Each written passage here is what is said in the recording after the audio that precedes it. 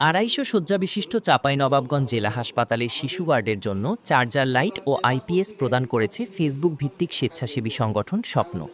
রবিবার ৩ মে দুপুরে জেলা হাসপাতালের সম্মেলন কক্ষে হাসপাতালের তত্ত্বাবধায়কের হাতে এসব সামগ্রী তুলে দেন সংগঠনের স্বেচ্ছাসেবকরা।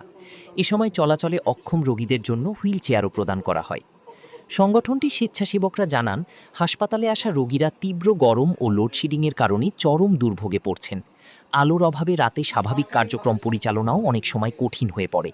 এছাড়া হুইলচেয়ারের অভাবে বয়স্ক, প্রসূতি ও দুর্ঘটনাগ্রস্ত রোগীদের ভোগান্তি বেড়ে যায়। এসব দুর্ভোগ লাঘব করতেই স্বপ্ন এই উদ্যোগ গ্রহণ করেছে।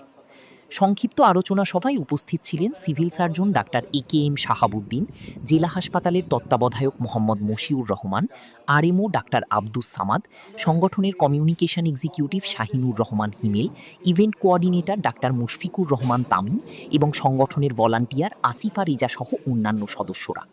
উল্লেখ্য, এ সময় একটি আইপিএস, 4টি হুইলচেয়ার ও 10টি চার্জার লাইট প্রদান করা হয়।